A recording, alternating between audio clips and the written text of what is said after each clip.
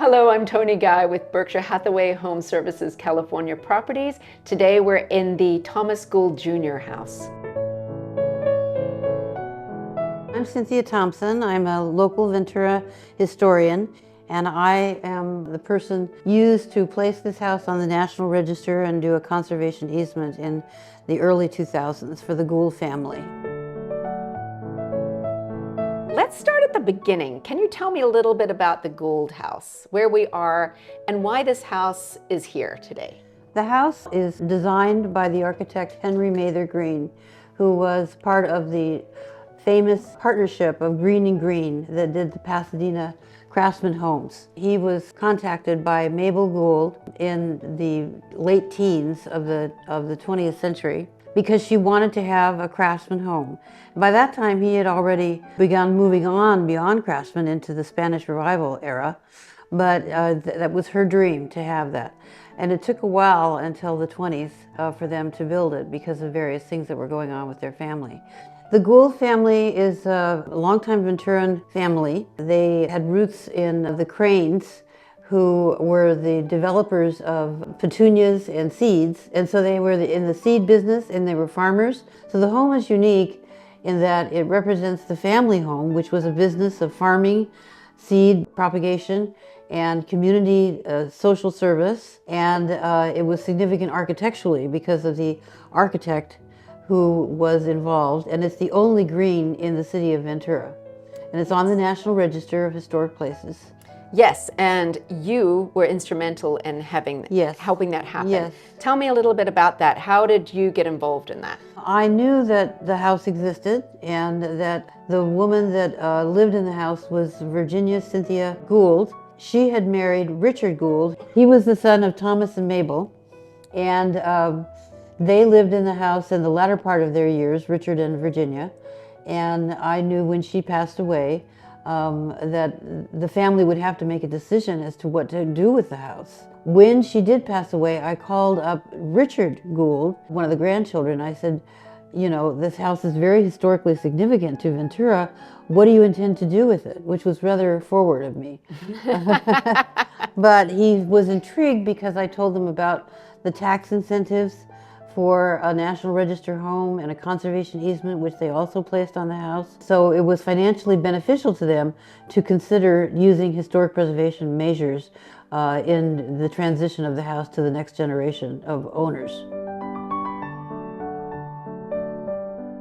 The state of California in 1972 created the California Environmental Quality Act, which makes historic homes as important as land, water, or air. Wow. As part of our environment. And so there are guidelines, there are 10 guidelines called the Secretary of the Interior's Standards. And people are afraid of these usually because they view them as restrictions.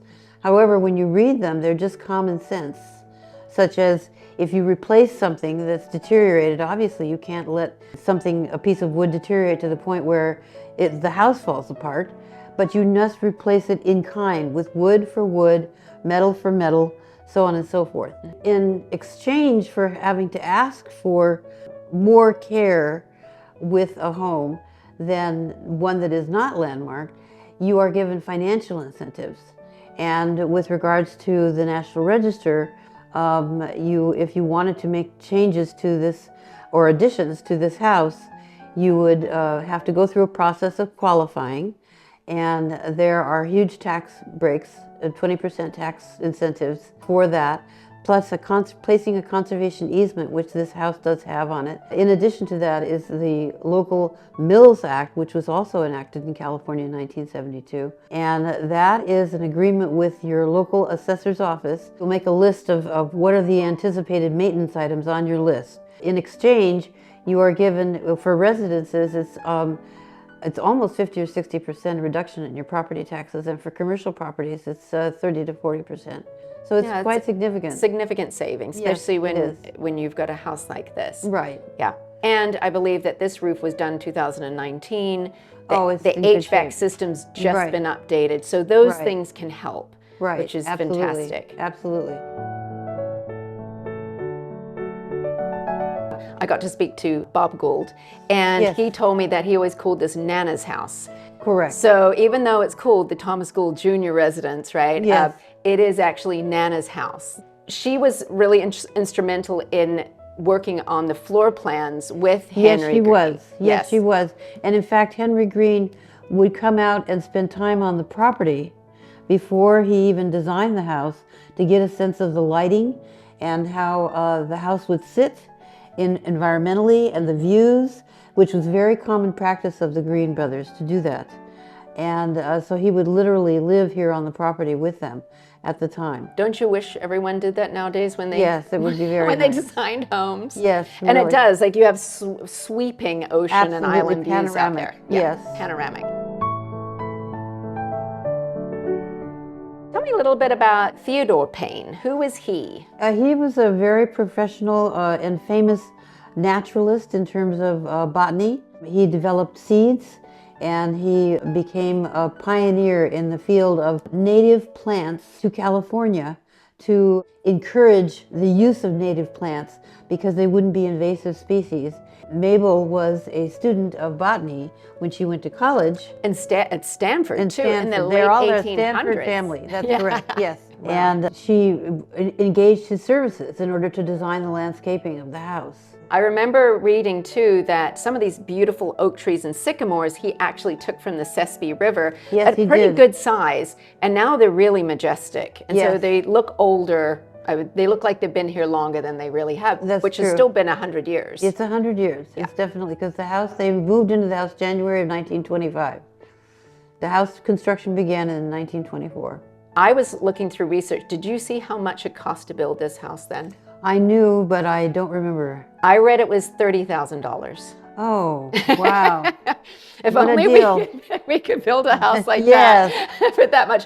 And then I went and took a tour of the Gamble house, and that house only took 6 months to build. And I believe this was similar. It's hard to know how many people worked on the home, Yes. but everything in here is hand cut and handmade. Cut, yeah. In fact, Henry Mather Greene would insist that the builders would hand sand all of the beautiful woodwork that you see in the house with the cloudlet patterns that is indicative of the Greene's design, and their hands would bleed, so he would have them wear gloves. The construction foreman was Clark Still, who was also a very significant local architect and builder, and he built the arch in Grant Park and several other homes that were important to the city of Ventura. Well, and this is a great contribution. This is probably the most historically significant residence in the town of Ventura itself. I didn't even know that this was here. It's hidden back here. It's very private. Very private. You would never know. And a lot of locals I've spoken to never knew this was here either. That's right. It's only changed hands one other time in 100 years. That's correct. So, yeah, amazing. Tell me what this area looked like in the 1920s when they decided to build here. It was pretty much fields. Remember, Thomas Gould was a farmer, so they had orchards, and they had seeds, and they had horses. You could see from here to the ocean, there was no obstructions, but the Goulds sold pieces of the property off little bits at a time. In fact, they were even instrumental in starting one of the tracks that surround the homes. They retained the privacy of the house by retaining, I think it's 2.5 acres? Yes, it's almost 2 acres. Almost 2 acres, okay. It does feel private in here, though. It does feel like you're completely in your own world here. And what I noticed, too, when I went to the Gamble house, that's an exquisite property. Yes, it is. But it does read darker. There's more wood. And this is lighter. It feels more like a farmhouse, like a little bit more of like a country home compared to the city home. Right. I mean, we're sitting here right now. It feels, in a way, almost kind of modern. It does, because it has modern electricity, new HVAC system that has been approved by Pasadena Heritage. But you know, the importance of historic preservation is not to freeze something in time, but to keep the house alive through proper maintenance in order for it to be able to continue to tell the story. Speaking about that and preserving things, in the 1980s, there was some remodeling done. Yes. Tell me about that and who did that. Okay, well, that was Virginia Cynthia Gould, and she employed the services of a very well-known architect former director of the Gamble House, Randall Mackinson, and he came out and he did the kitchen, her bedroom upstairs, and her dressing room upstairs. He also did the walkway from the back of the house over. And the 4-car garage, and too. the 4-car garage, that's correct. Yes. And I think that the light over the dining room table was also installed by Randall Mackinson. Yes, I think he designed that because when I was at the Gamble House, I saw lights very similar to that, and they have the leather straps down. It's beautiful. It is gorgeous. And from what I read, the family said that the light that they used over there didn't give them enough light, so they had him create that one. Also, an interesting feature of the house, some of the architectural elements were brought from Mabel's sister, Effie, and she had a magnificent home in downtown Ventura that she dismantled because she did not want anyone to live in her home.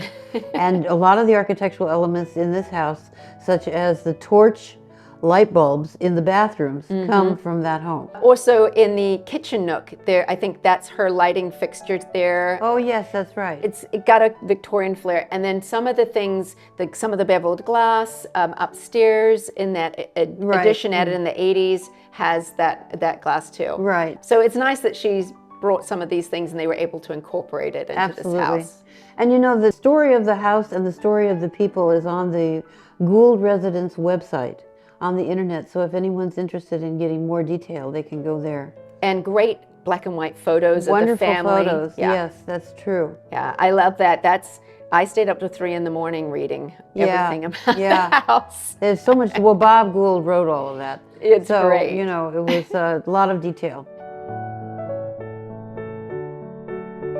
I would like to know why you think it's important to preserve homes like the Gould House. Like, what do they offer to the modern homeowner? You touched on this, but specifically, what are the benefits and what are kind of the ins and outs of the National Registry of Historic Places? Well, it's important to preserve homes that are historically significant because it preserves the story of the community. Quite often buildings last and people don't. And so the only thing that speaks of their story is the buildings that they created or that they worked or lived in. And historic preservation is part of caring for our environment. It's our inherited environment.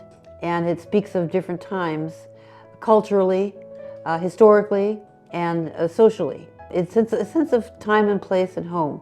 That's why I think it's important. These kind of homes, it's a story of everyone. And I feel like people in Ventura, a lot of places, but Ventura particularly, they really feel a connection to the buildings and the old homes in this town. So it's collectively our entire, our history.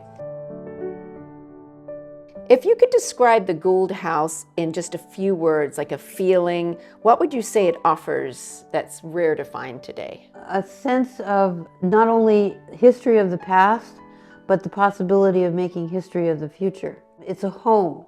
It was built to be a home for the entertainment of people and family. And the house is large, but not overly large, not ostentatious. It's very roomy. It's excellent for gatherings, which it has been the place of many, many, many gatherings. The story of the house is interesting. It's more than a conversation piece. It's a true slice of time. They could be building on a foundation of true history, but building their own history, because they will become part of the history of this house as well. It's a way to kind of live forever. Yes. Oh, that's excellent. Wish I'd said that. I'm going to use that in the future. Good, good. A way to live forever.